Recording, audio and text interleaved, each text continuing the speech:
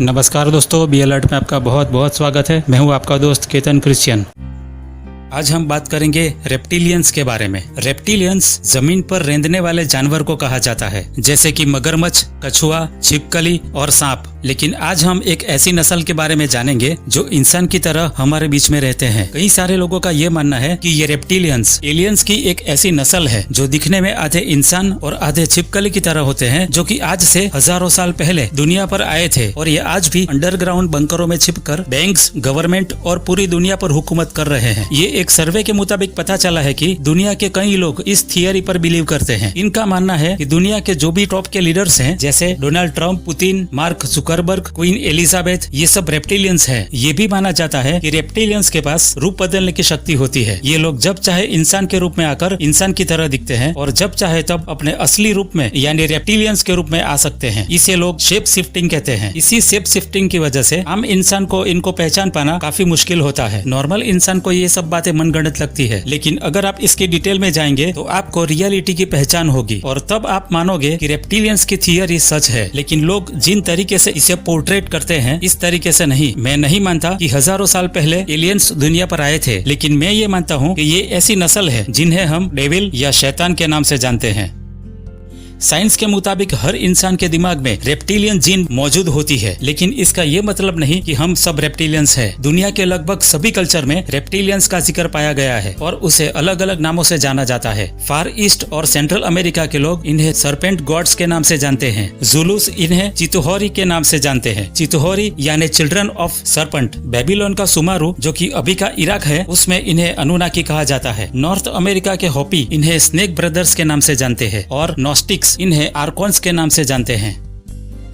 अब सवाल ये उठता है कि हम इन्हें अपनी आंखों से क्यों नहीं देख पाते हैं। इसका एक साइंटिफिक रीजन है। हम इंसान हमारे सामने रखी किसी भी चीज पर लाइट पड़ती है, तब ये लाइट रिफ्लेक्ट होकर हमारी आंखों पर पड़ती है और तब हम उस चीज को देख पाते हैं। अब ये जो लाइट हमारी आंखों पर आ रही है, इसकी एक अपनी वेवलेंथ होती है। जिस तरीके से वजन को किलो में तोलते हैं, पानी को लीटर में तोलते हैं, उसी तरह लाइट को वेवलेंथ में तोला जाता है। हमारे आसपास जितनी भी चीजें हैं, उन सब की अपनी अलग अलग वेवलेंथ होती है और हम इंसान सिर्फ उसी चीजों को देख पाते हैं जिनकी वेवलेंथ 400 नैनोमीटर से लेकर 700 नैनोमीटर के बीच में होती है। ये एक बायोलॉजिकल फैक्ट है। न आप 400 नैनोमीटर से कम वेवलेंथ की किसी चीज को देख पाते हैं, न 700 नैनोमीटर से ज्यादा की वेवलेंथ वाली चीजों को। अब जब हम 400 नैनोमीटर से 700 नैनोमीटर के बीच की वेवलेंथ वाली चीजों को देख सकते हैं, तो क्या इसका मतलब ये है कि ये दुनिया में जितनी भी चीजें हैं वे सारी की सारी 400 से 700 नैनोमीटर के बीच में होती है? उन चीजों का क्या जो इस रेंज से बाहर होती है, जिनकी वेवलेंथ 300 या 1000 वेवलेंथ है, जिन्हें देख पाना इंसान की आंखों के लिए पॉसिबल नहीं है? हकीकत में डेविल, जीन या भूत प्रेत 400 नैनोमीटर से कम या 700 नैनोमीटर से ज्यादा की वेवलेंथ में मौजूद होते हैं और यही वजह है कि हम इंसान इन्हें अपनी आंखों से नहीं देख सकते। जैसे कि रेडियो पर अलग अलग फ्रीक्वेंसी सेट की हुई होती है। 91.1 पर अलग रेडियो चैनल आता है और 98.3 पर अलग चैनल आता है। इसी तरह हम इंसान अलग अलग फ्रीक्वेंसी में जी रहे हैं और ये रेप्टिलियंस या डेविल्स एक अलग फ्रीक्वेंसी में मौजूद होते हैं।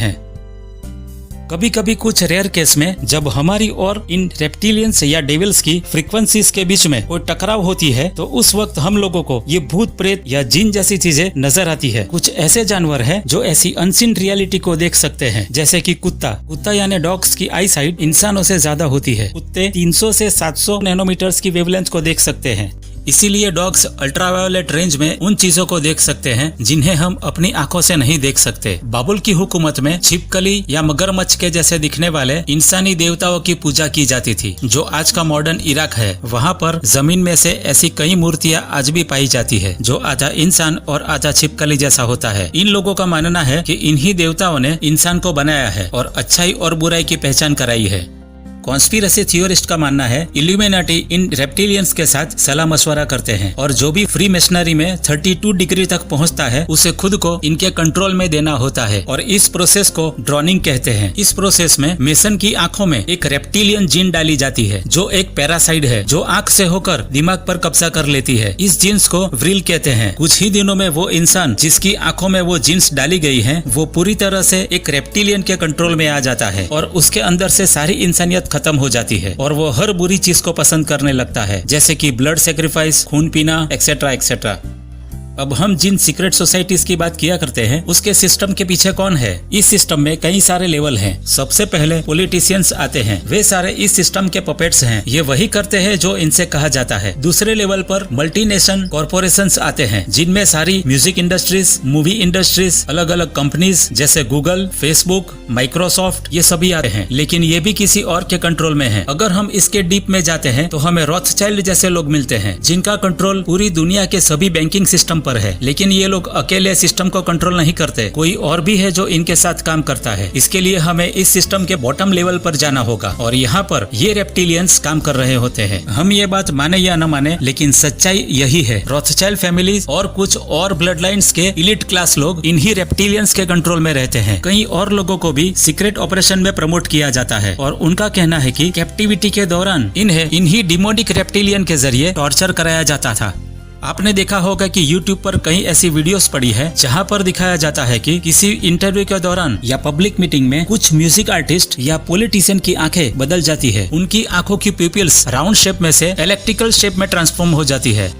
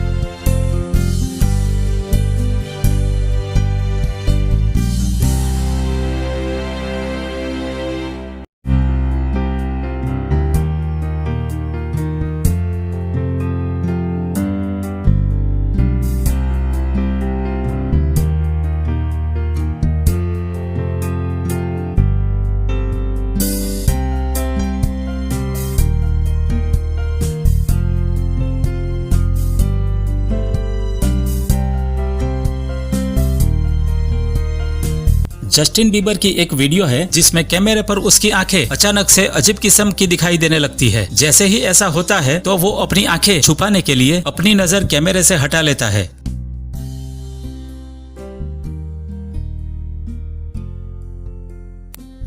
यही बातें साबित करती है कि ये लोग रेप्टिलियन है। इसीलिए इनकी आंखें ऐसे एलिप्टिकल शेप में ट्रांसफॉर्म हो जाती है। क्योंकि अगर आप एक सांप की आंखें देखें तो उनकी आंखें भी ऐसी एलिप्टिकल शेप की होती है, क्योंकि सांप भी एक रेप्टिलियन है। इनकी आंखें जो ट्रांसफॉर्म होती है, ये वीडियोस इसीलिए फेक नहीं है क्योंकि जैसे कि मैंने आपको पहले बताया कि ये सीक्रेट सोसाइटीज के लोग लगातार in non human reptilians entities के साथ कांटेक्ट में होते हैं। और अब हम ये जानते हैं कि ये शैतान या रेप्टिलियंस हमारी नॉर्मल विजिबिलिटी रेंज से बाहर होते हैं और ये 400 नैनोमीटर से कम और 700 नैनोमीटर से ज्यादा की रेंज में मौजूद होते हैं। अब ये हो सकता है कि इंटरव्यू के दौरान जो कैमरा इस्तेमाल किया गया हो वो एक इंफ्रारेड या यूवी कैमरा हो, क्योंकि इंफ्रारेड कैमरा 700 नैनोमीटर से ज्यादा वेवलेंथ वाली चीजों को भी देख सकता है और यूवी कैमरा 400 नैनोमीटर से कम वेवलेंथ वाली चीजों को भी देख सकता है। और शायद इसी वजह से इस वीडियोस में पैरानॉर्मल एक्टिविटीज को देखा जा सकता है।